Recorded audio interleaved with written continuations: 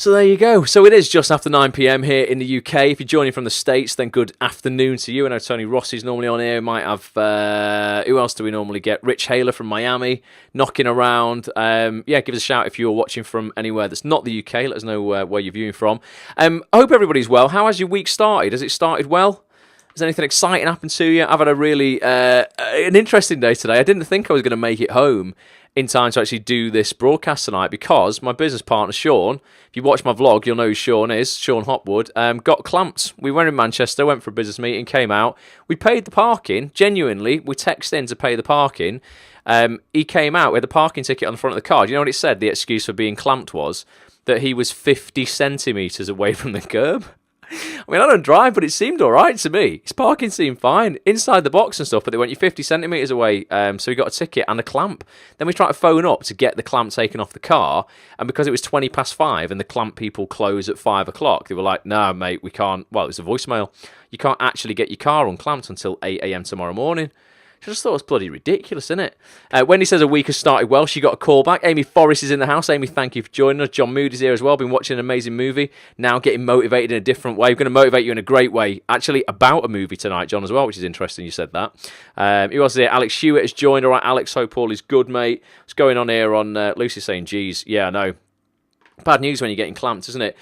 So what I want to talk about tonight, and this might not be a particularly long broadcast tonight, but it's just something that I was talking to the lads about today, and a guy who I went to see today who's set up a digital marketing agency, which I think is really useful, you know, just to know about digital marketing if you're an actor these days. If you're not an actor, any walk of life, if you have a business or you are trying to promote anything or yourself, to understand digital marketing, effectively what we're doing tonight, this is a form of digital marketing, effectively, you know, doing a live broadcast. You know, I'm sure there'll be people here. Let me know if you've never done a live broadcast. It's quite interesting. Anyone never done a live broadcast? And maybe we can force you into doing a live broadcast. Because I'd come and watch you if you don't think anyone's going to watch. I'll give you a bit of support. Amy's had 3 auditions in the last week and got 1 recall so far. Well done, Amy. That's awesome. And Bobby's now here as well. Lindsay says she's never done a live. Anyone never been live, even if it's just to your mates? And why do you think that is? Do you think it's because it takes guts and you're crapping yourself a little bit, or you just don't know how to do it because you don't know the technical aspects of it, or you wouldn't know what to go live on? Lucy's saying no as well.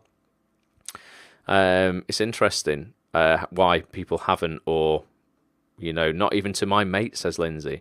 Well, maybe, you know what, might do some sort of like challenge, some 7-day challenge. Who would be up for that if I put a little thing together for, you know, just for a laugh, like a 7-day live challenge? We form a group, like a subgroup within the Facebook group, and that's on this, so that people, and let me know in the audio experience if you're listening, tweet me at Ross A. Grant if you'd be interested, and we might do some sort of like go live challenge where you're challenged to go live and talk about a particular topic for like 3 minutes once a day, and I'll give the topics out like on the day or something like that, and we can all tune into each other's lives. Dawn says, great idea. That could be quite interesting. I like little challenges like that. Well, anyway, we're talking to this digital marketer today, and we were talking all about digital marketing and brand building and, you know, all kinds of stuff, online business-related things, and also business ideas that would help get actors out of their shitty 9-to-5 jobs and, like, start creating a side hustle that, you know, could hopefully sustain them a little bit so they can maybe, you know, go one day less a week at their shit 9-to-5 job if they don't like it, or, you know, eventually give it up so they can support themselves via something they like whilst chasing, you know, their acting career. And we were talking, and he was like, you know, he wants to work with some of these big brands, and his company's really big, but there's some of these big brands who are like not prepared to work with him yet because his company's not as big as you know, as he would like to, you know, to get it to at some point. And I was saying it's very similar in the acting industry. There's agents, obviously, who we'd all like, you know, to be with big agents. You know, we'd like to be seen by big casting directors, and they won't see you or entertain the idea of representing you till you're at a certain level in the industry. So I said it's very similar. You know, big ultimately likes to deal with big. But I said one thing that I have always loved, and I want to know if this resonates with you lot on air, is I feel like, genuinely, and I'm not saying this to go, oh, you know, I'm hard done by, because you know I don't look at life like that. But I feel every opportunity I have been given in this industry or outside of the arts industry, I've worked my absolute backside off for. I don't feel, and I'm proud to say, that I don't think anybody has just basically come to me and just given me anything in this industry, which means ultimately I can hold my head up and I don't owe anyone anything. And that's not because I'm not saying, oh, I help people, and I put myself out there to be a force for good. But I don't owe anybody anything, because if anything, I have done more for other people than they have done for me. And I think that's sometimes, yes, where I operate from. I always operate from, I will give you 51%, and I only ask for 49% in return. And that's a really nice place to operate from, because ultimately, you aren't taking, you're giving more to the industry, to life, to the universe, to the world. You're giving more than you are taking. I think that's really, really cool. And one thing that I thrive off, and let me know if you felt this as well, is I love being seen as the freaking underdog. I mean, almost, there's been times where I've been really on the verge of success that would change my life. And it sounds mental, this, but there's almost been a little bit of like, oh shit, maybe the hard work, I'm not going to have to work as hard now.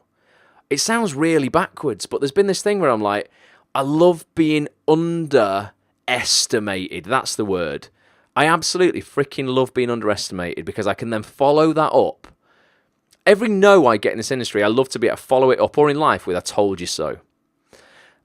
And I really enjoy that. And I don't mean that as in like I want to get revenge on people. I just think like the biggest form of, it's not revenge, is it? But the biggest form of whatever kind of like revenge without wanting to get revenge is living well. And is actually having massive success. And there's people around me who I know have been classed as the underdog. Rachel Shenton, I'm not going to stop banging on about this, but she's been nominated for this Oscar for this short film that she wrote.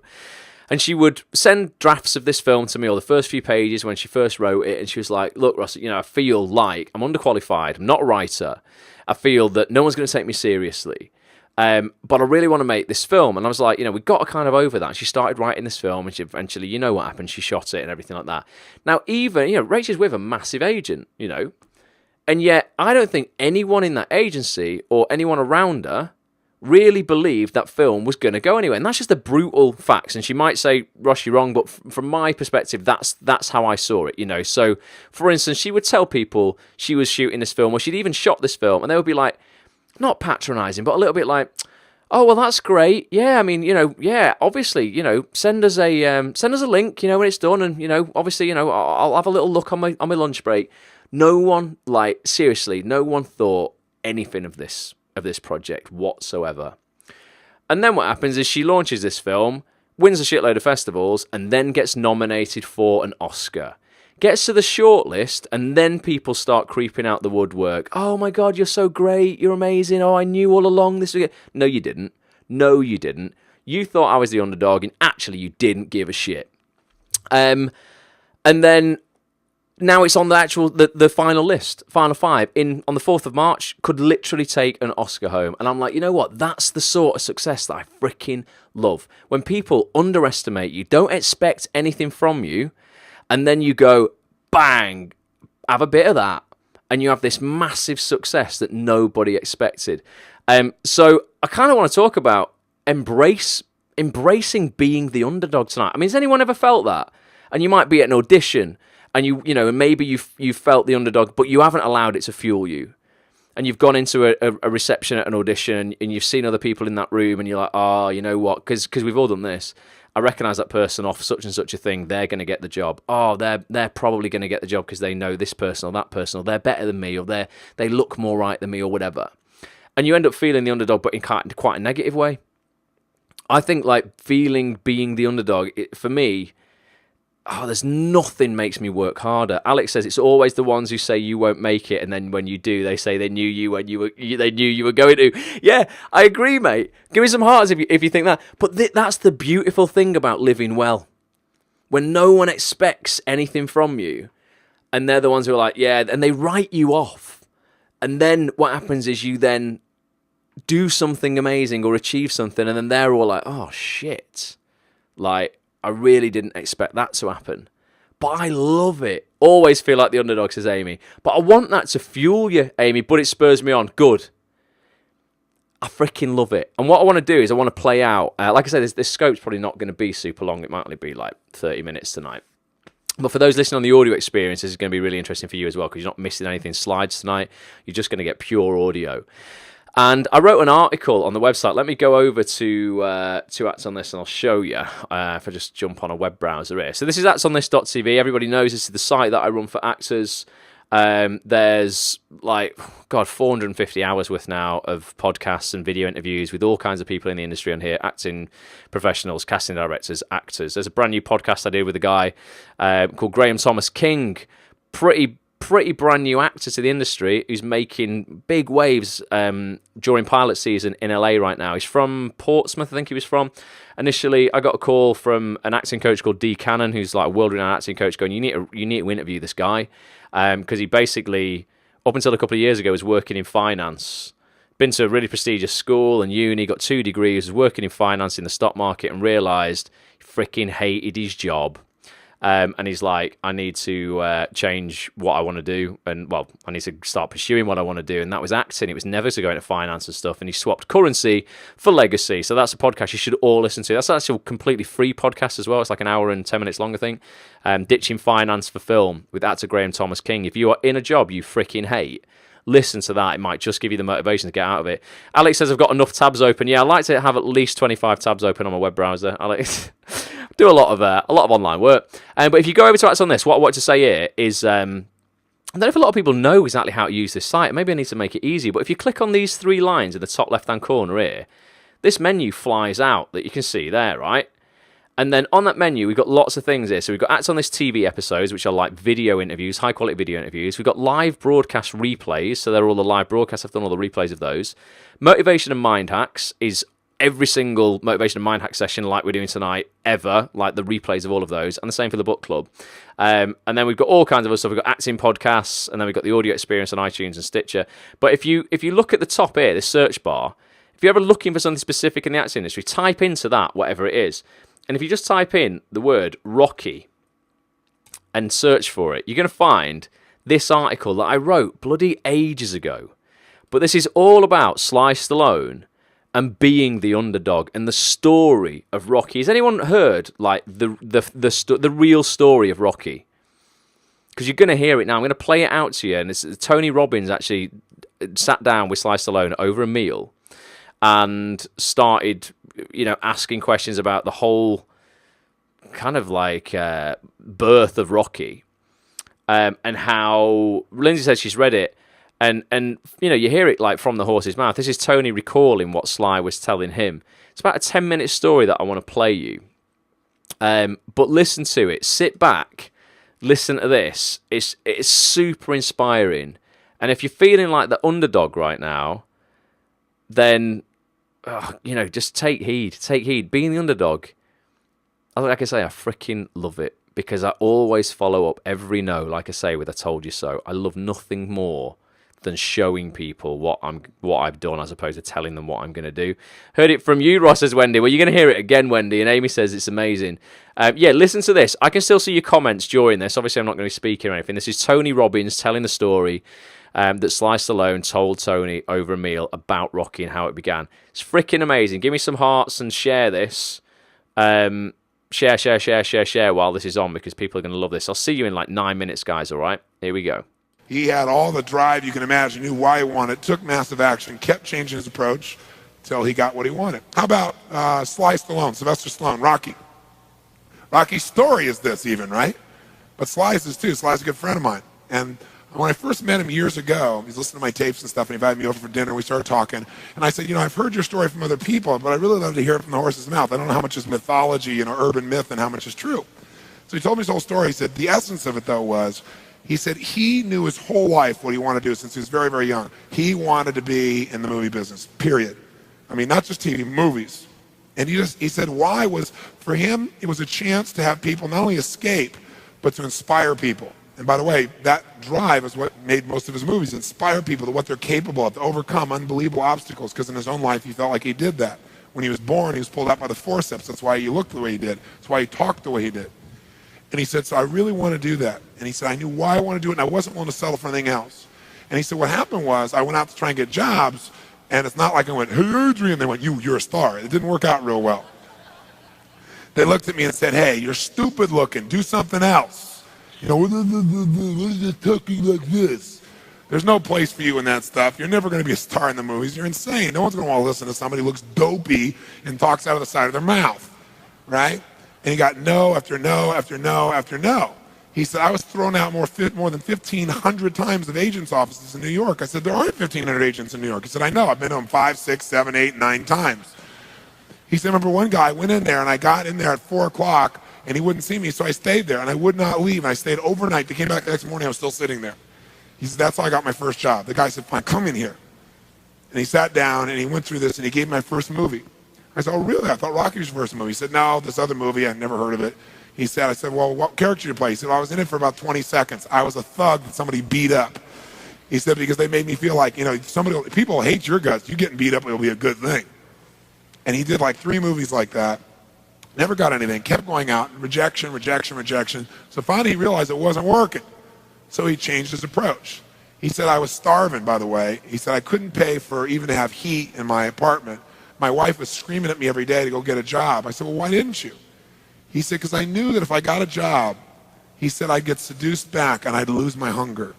He said, I knew that the only way I could do this is if it was the only choice, if I burned all other bridges. Because if I did a normal job, pretty soon I'd be caught up in that rhythm and that stuff, and I'd feel okay about my life, and I feel like my dream would just gradually disappear. And he said, I wanted to keep that hunger. That hunger was the only thing I thought was my advantage. He said, my wife didn't understand that at all. He said, we'd have these vicious fights, and he said, it was freezing. So I was broke, we had no money, and he said, so I finally went to the public library one day because it was warm. So I didn't want to read anything. So I went in, New York Public Library. He said, I was hanging out there, and I sat down in this chair, and somebody left a book there. And he said, I looked down at this book, and there were the poems of Edgar Allan, stories of Edgar Allan Poe. And he said, so I started reading it, and he said, I got totally into Edgar Allan Poe. And he said, I know everything about it. He goes on for another 20 minutes telling me about Edgar Allan Poe. He knows everything, how he died, what it was about, what really happened.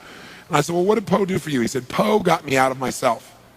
He got me to think about how I could touch other people and not worry about myself so much. And he said, it made me decide to become a writer. I said, just imagine Rocky the writer, right? And he said, so I tried to write a bunch of screenplays, nothing worked. I was totally broke. He said, I didn't even have $50.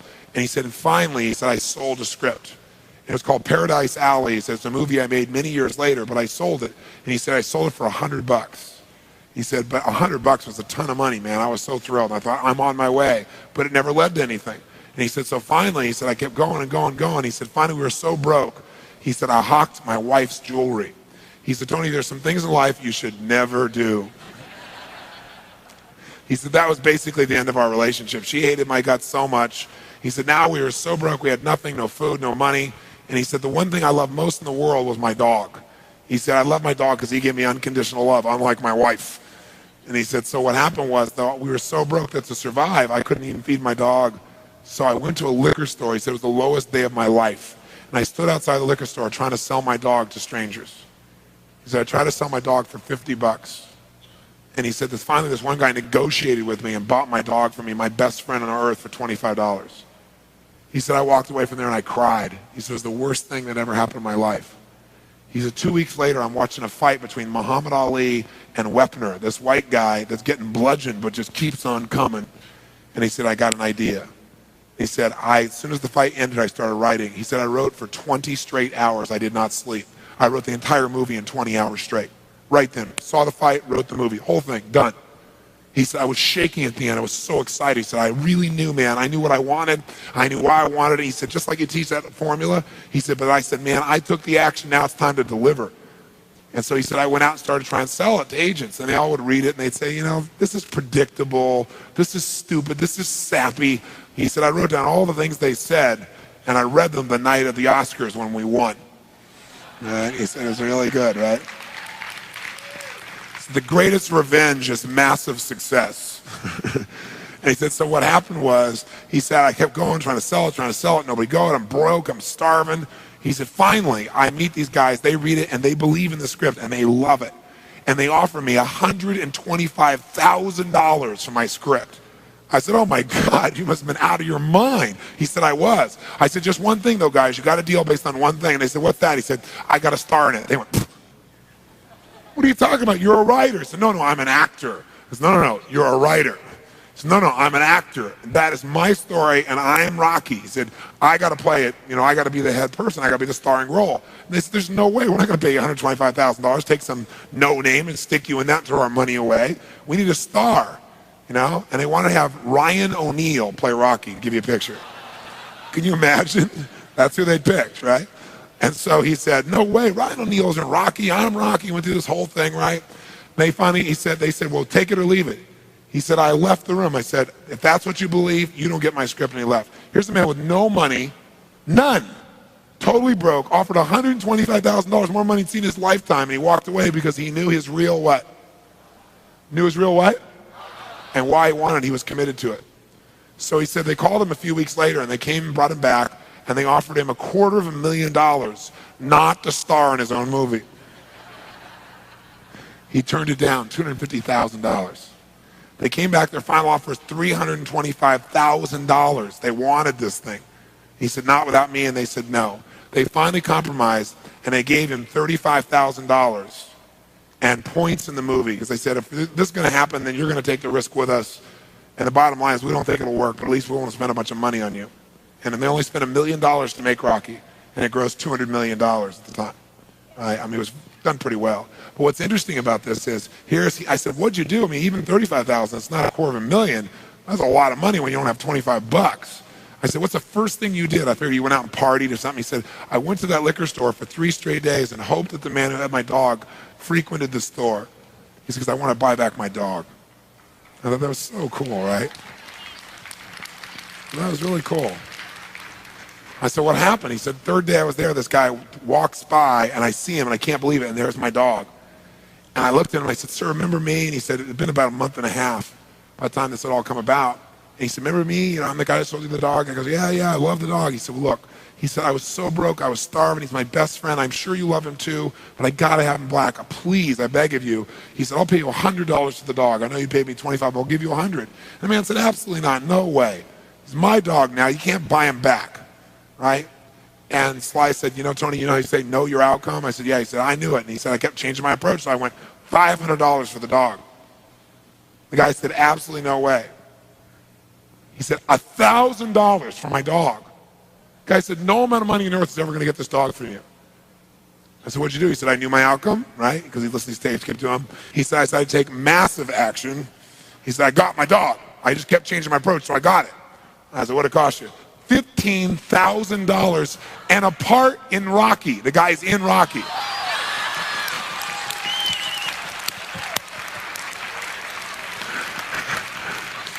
You know that dog in Rocky, Butt Kiss? That's Sly's real dog, right? That's the dog. He bought him back. So he put his dog in the movie, and he put the guy in the movie and paid $15,000 while he had $35,000. Isn't that pretty cool? Pretty awesome.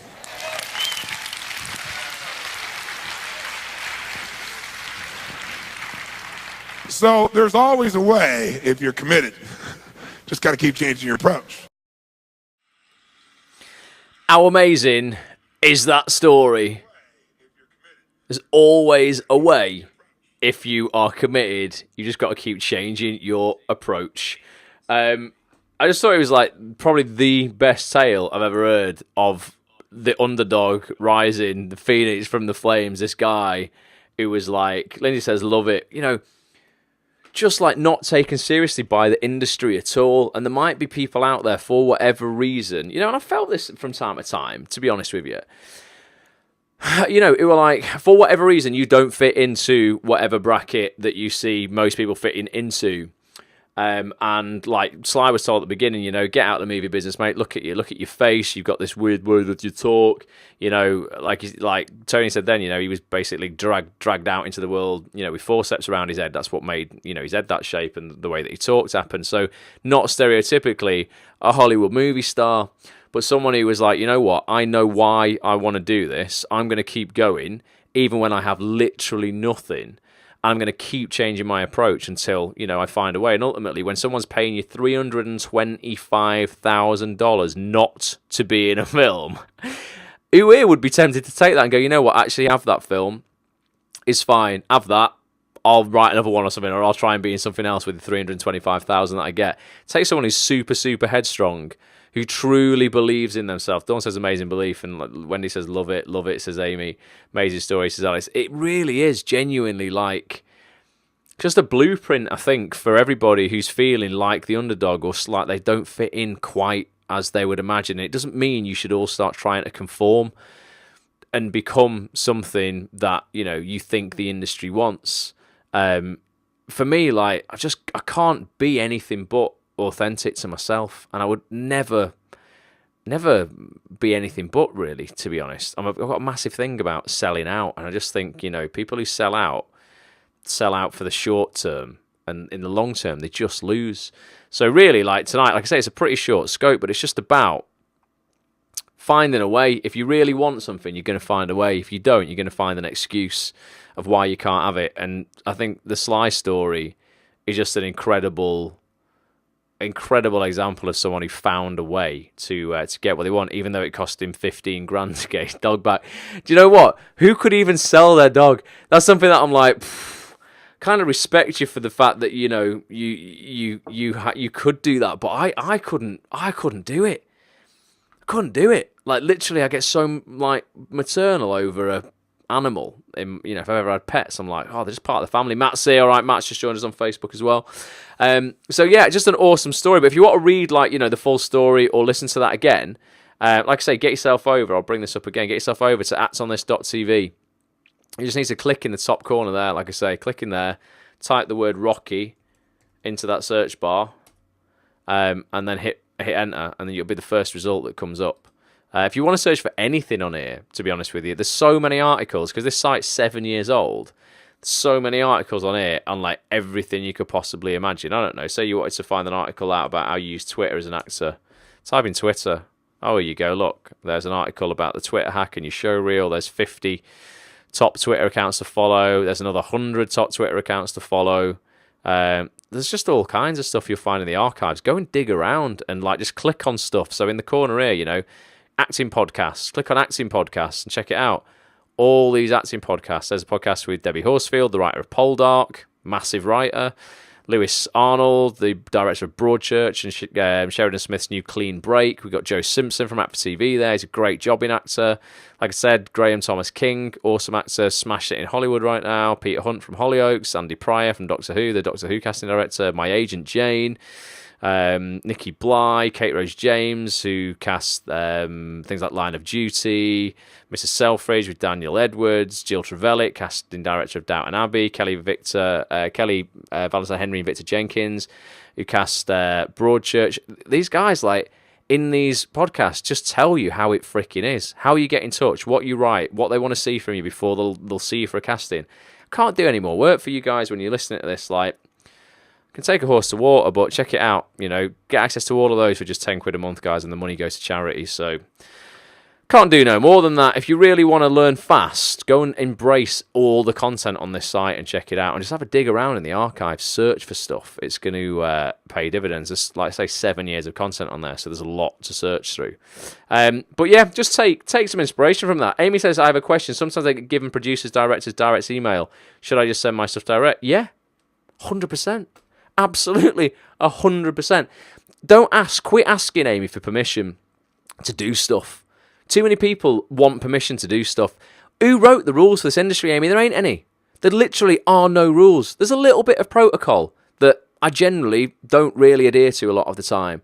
I approach this industry like I approach life. That everybody's a human being, and I'm more than entitled to reach out to them to try to get to know them. I'm not doing anything wrong. I'm never breaking any laws. Don't know why people get so freaking precious about the acting industry. It does my head in. No one in this industry sat in an ivory tower going, I'm the best, don't reach out to me. Every casting director I know is freaking lovely. I've never met a dickhead who's a casting director. I just haven't. And I've sat down like for coffee with all of them while I've interviewed them. And they've all been so lovely, and they're just lovely human beings who just want to do great work. Same with agents.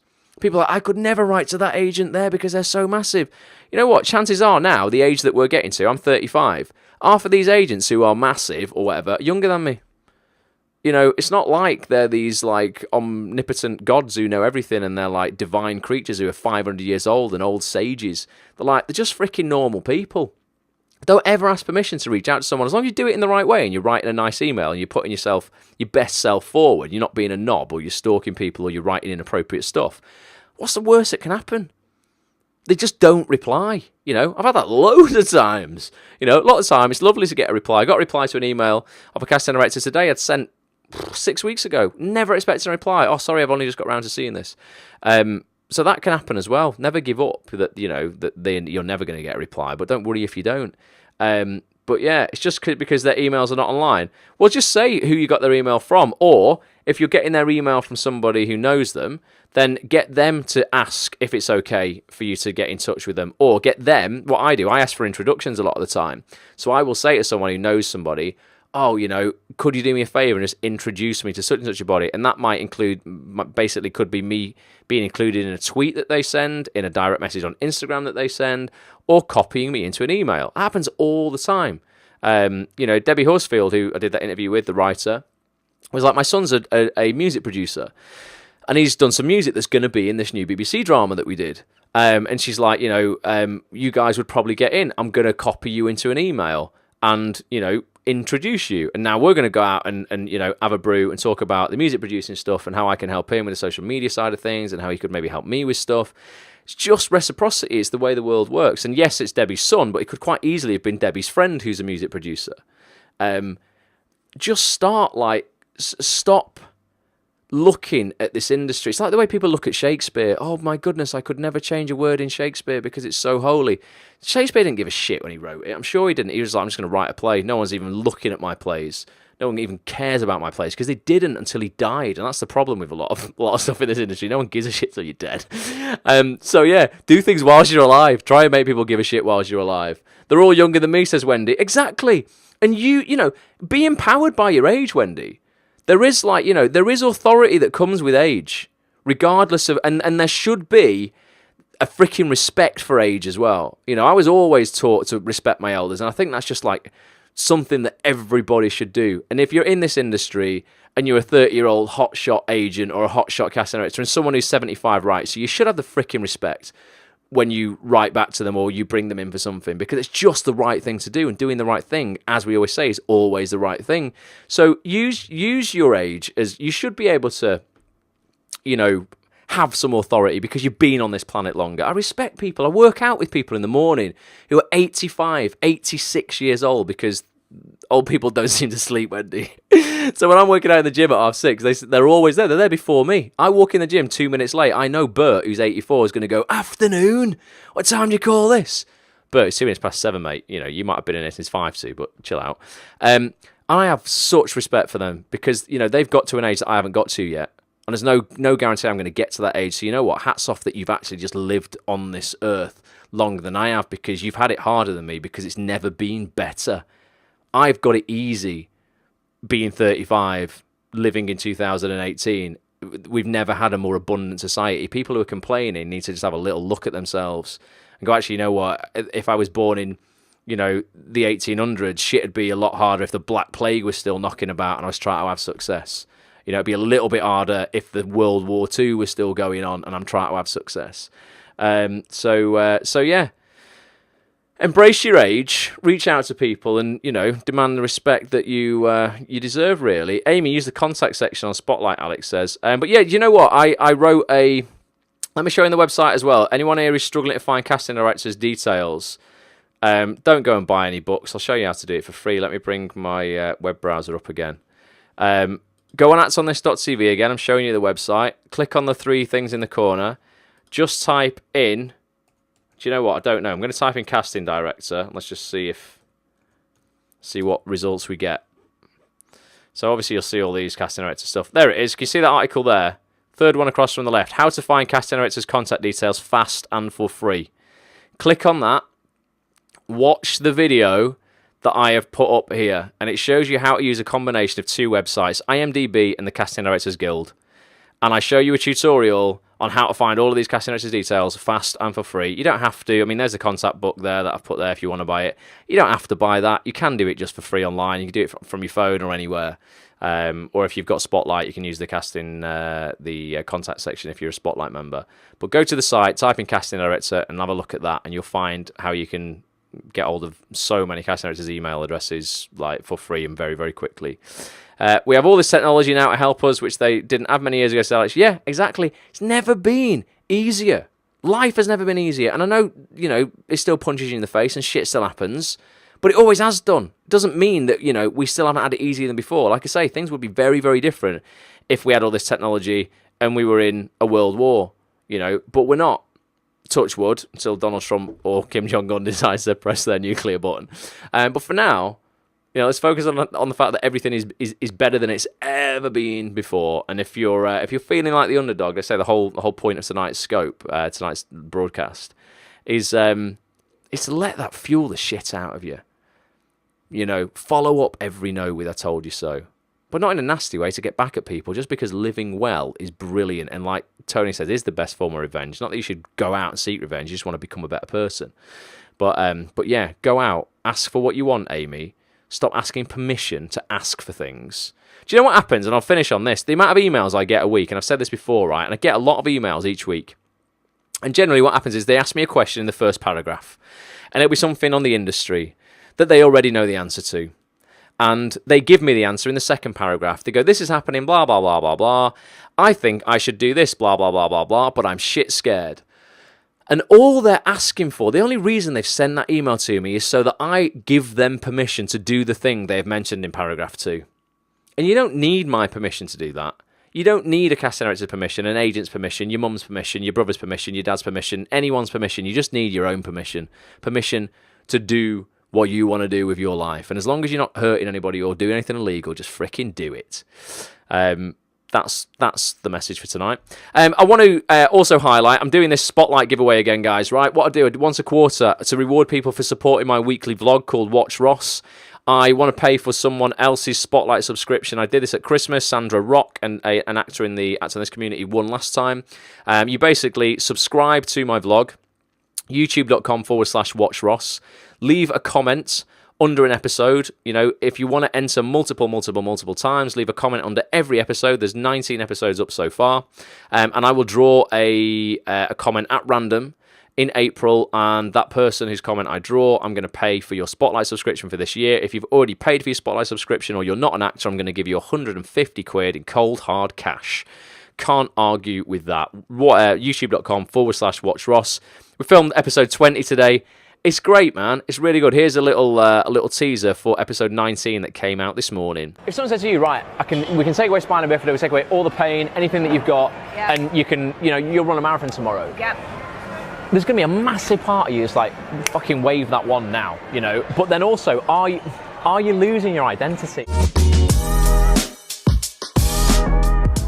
Right, let's get this flipping coffee. We want to throw some ideas around how really we can become the disabled ant and deck. They're wrapping up their self-worth around accomplishments, awards, achievements, things they're seeing other people have. You were nominated for the lead actress opposite Sheridan Smith, Claire Foy, Saran Jones, right? Mm-hmm. People are going to think, oh my God, like that's it then. When you've got a nomination, you've won, life must change, everything's amazing, you become a millionaire.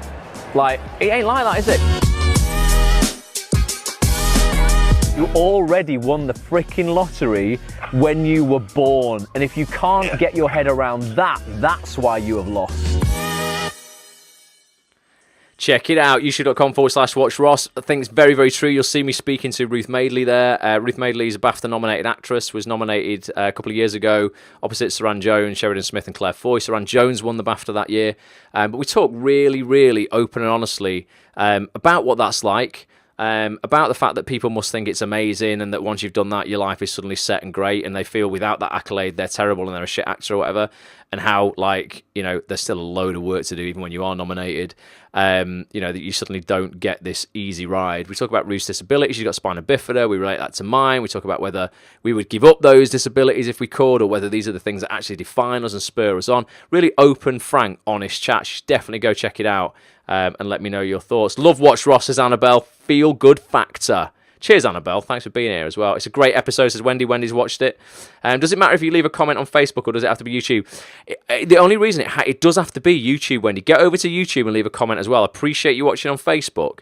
But it's a heck of a lot easier for me to catalog the comments on YouTube with some software that I've got. What it does is it correlates all of your episodes, all of your comments, and then it randomly generates a comment, and I'll actually film me doing that so you guys know it's fair. So I can only use that with YouTube. So do go over to YouTube and just leave a comment. If you leave a comment on, like, go and watch other episodes if you've not watched them all. Leave a comment under each episode, every entry. Don't leave multiple comments on one episode because I'm not going to let you get away with that. But if you want to leave a comment on every episode, ultimately every comment is an entry into the draw. So you will have, if you leave one comment on 19 episodes, 19 more chances to win the prize. But I'm going to start doing this, and also I'm going to start drawing out spot prizes as well, like just on the spot stuff during episodes. And that might be right, you win a book that we do for the book club that I do live on Facebook, or you might win a t-shirt, a Master and Monocle t-shirt, which is the clothing line that I have right now. You might win FaceTime with me and Sean, or some one-to-one mentoring on something business-related, acting-related, etc. We want to put people in an episode of Watch Ross as well. We're going to draw someone at random and, pay for you to come up. If you're not from Manchester, stay over in Manchester, be on an episode with us. We're just going to start drawing people out and doing cool stuff with them, because I just want to say thanks to people for actually supporting it and watching the vlog. I really want to grow the vlog, inspire people, educate people, motivate people. And I think we're doing that slowly but surely. We're doing that. We're 5 months in now. Episode 20 was shot today, and we're getting there. There's an awesome disabled actors event coming up on Wednesday night, says Amy. What's that, Amy? And let us know about that. Yeah, that's interesting. Love Monday, says Wendy. Awesome. But yeah, let us know about that. I think this year is definitely the year of diversity, and I think diversity is moving away just from race now into lots of kind of stuff. There's a load of LGBT stuff, loads of trans stuff happened this year. I think disability's catching up as well. It's no longer just about kind of, race anymore, which was something that really needed addressing, but I think has come quite a long way and has probably come further than most of the other elements of diversity. So I do believe disability is diversity. And we should be seeing, more of that this year. Massive supporter of that. So anything that you see, Amy, that's about that, do let me know about it. It's called DANC at Bridgewater Hall. Okay. What does it stand for? Disabled and not. I'm trying to think what I could stand for. Yeah, let me know what it stands for. It's interesting. So that's kind of served you well. Go back and listen to if you just joined us now and you've not been on since the start, when I finish this broadcast, go back and listen to what we spoke about tonight. Listen to the story of Rocky and the Underdog. You'll hear Tony Robbins narrate a story about Sly Stallone and how he wrote Rocky. One of the most inspiring things you will hear on the planet, I reckon. I want to meet Ross, says Lowry. Well, Lowry, you're a Bulletproof Actor now. You're going to be on the live calls. You're going to meet me at least. You're going to speak to us. But, you can maybe win an episode of Watch Ross. You can actually be in it. Black Panther was a seminal moment in film. It was, Bobby. Yeah, man. 100% did a lot for diversity, that film. Hopefully, it's opened up, big opportunities across the board there.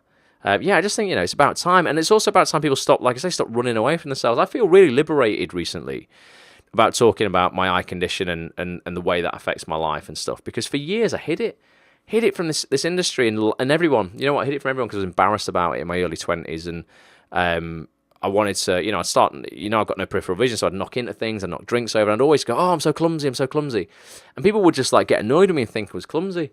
And it wasn't. It's because I have partially sight and visually impaired. I can't see. If I'd have just said that earlier on in my life would have probably been easy, but you don't see that at the time, do you? Nowadays, I speak so openly about it, and it opens doors, and, I just feel like there's no secrets, just being authentically me. It's brilliant. Just embrace what makes you different and what makes you diverse. There's a place for everybody in this industry, I believe. Well, just in life, I believe. Me too, says Amy. Honestly, it's good. I bought the VIP package despite being close to broke. Just have the chance to talk to you in person. Bobby, you're a legend, mate. Look what it's done for you, man. Bulletproof Actor, I swear. Get on the early bird list for next year, guys. BulletproofActor.com. It's life-changing. Larry says she loves Tony Robbins. He's a great guy. He taught me a lot. A lot of what I coach in Bulletproof Actors, to be honest, I can't take credit for it. I would never do that. It's stuff that's been taught to me over the last decade that I've kind of repackaged up, or I've implemented in the acting industry, and I've kind of rejigged it a bit. But quite a lot of that, and the success cycle itself, which is at the core of Bulletproof Actor, was taught to me from Tony Robbins. The guy has had a massive impact, in my life over the last decade. You should definitely go and check out some of his TED Talks. If he's ever in town, go to one of his seminars. Go to something like Unleash the Power Within or something like that. Date with Destiny that he does. Great, events. I said a casting at the National. It's called Profile Performers. Says Amy, check that out as well. Anything that you think's useful for people, Amy, whack it in the Facebook group. And if you're not a part of that group, guys, come and join facebook.com/groups/ActOnThisTV. That's facebook.com/groups/ActOnThisTV. Right, I'm going to go and get cracking. I'm going to actually start getting ready for this Thursday night's first live Bulletproof Actor call for those who are doing the VIP package. We've got 5 weeks of live coaching calls every Thursday night at 7 p.m. for the next 5 weeks. It's 5 weeks. 5 of the best weeks of my year. Bloody love it. So I'm going to go and get ready for that. And I'll see you guys Wednesday night. We're going to be looking at Gary Vaynerchuk's book, Crushing It, on Wednesday night, 9 p.m, same place. Gary's just like a total business legend ultimately and helps people create businesses, online, social media businesses, anything that you're like, you know what, I've got something here that I could teach to other people that people would pay for. I'm going to set up a community around something that I like, whether it's acting industry related or not. I'm going to set up a website on this because I think other people would enjoy it, and you can ultimately monetize that, start earning an income on your own terms, doing something you like. It's going to really help you get out of the job that you're probably doing right now that you don't like. We're going to start looking at more of that in Gary's book on Wednesday night, 9 p.m.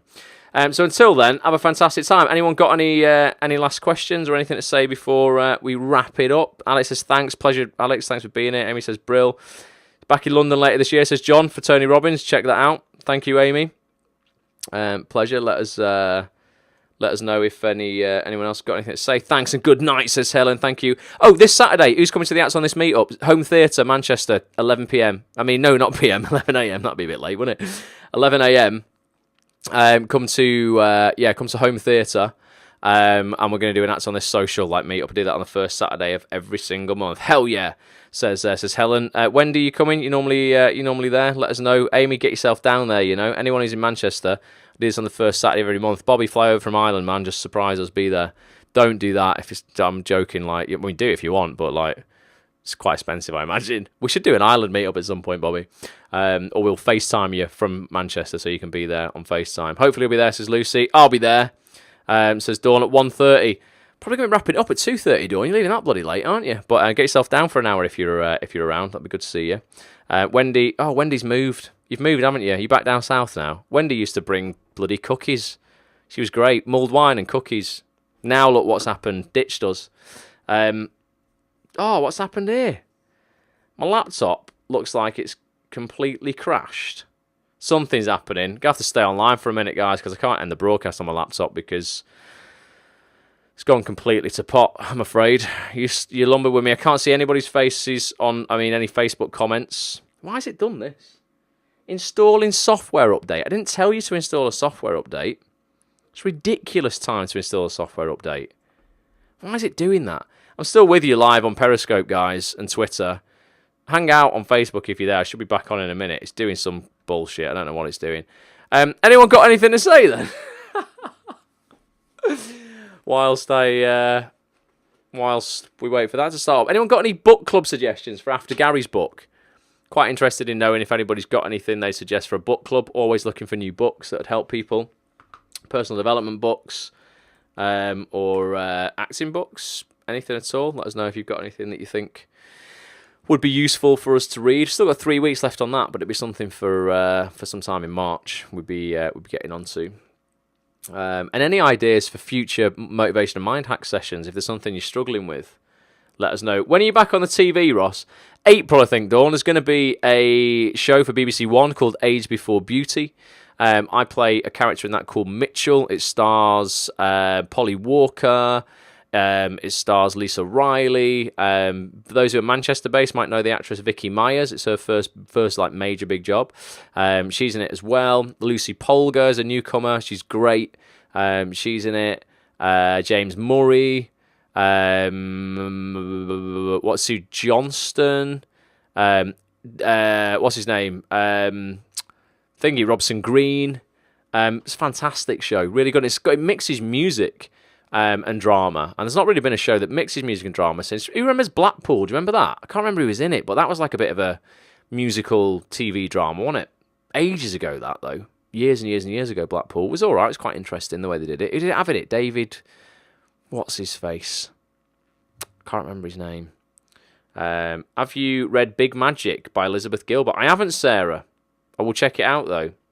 Manchester Casting Social tomorrow night. Yeah, it is. And Mia asked me if I'd be on the panel this time just today because somebody had dropped out. And I've got some calls tomorrow night, some live coaching calls. So I've had to pull out. I mean, if they, for whatever reason, don't go ahead, and I know in time, I'll pop down. Annie Wallace is going to be on the panel. She's brilliant. Went to uni, went to drama school with Annie Wallace. She now plays Sally St. Clair in Hollyoaks. She's great. So if you're in Manchester, Manchester Casting Social. I think it's at Apotheca in the Northern Quarter at around about 8:30. The panel starts, I think, 8:30 till 9:30. People hang around for drinks and networking. Great event run by Mia Vaughan, David Bresnahan, and Phil Chadwick and a few others. Great though. You definitely check it out. And if you listen on the audio experience, obviously it's going to be too late, but do search for the Facebook group Manchester Casting Social and request to join it. This is doing some nonsense, this laptop. I don't know what it's doing. It's about 3/4 of the way done though, I think, for now. So I'm just going to leave it for a few more minutes. I wonder if I can log in. Wait a minute. I've got it. I bet. If I can log into this service that I'm streaming through on this browser, I think I can log in because it's technically going to have logged out from there. I can end this, hopefully, quite elegantly via this site. But apologies if I'm taking up your time and I'm boring you for the last few minutes. I do appreciate you keeping me company. Otherwise, I'll be on here feeling very alone. There you go. I can end it on here, guys. But I can't. I can't end Periscope on there though. Oh, crikey. Yeah, I can. I think. Oh, this is fun and games, isn't it? When technology goes wrong, at least it proves that this is 100% live and unplanned. I'm gonna jump into Periscope, and I reckon I can end the broadcast from Periscope, and then I can end it from Facebook here. Fingers crossed. Right, I'm gonna try. Anything could happen here, guys. I think it's going to be all right. But thank you for being here. Do appreciate you. If I can do anything for you, let me know. Tweet me at Ross A. Grant, at @AtsOnThisTV. If you listen on the audio experience and you've got this far, bloody hell, hats off to you. And I'll catch up with you guys Wednesday night, all right? My phone died, but book's subtitle is Creating Living Beyond Fear, so Sarah. I remember it. Creative Living Beyond Fear. I'm going to go and Google it. And if you could put any other suggestions in the Facebook group, Sarah, for books, that would be mightily helpful. Facebook.com/groups/@OnThisTV. Until next time, guys, bye for now.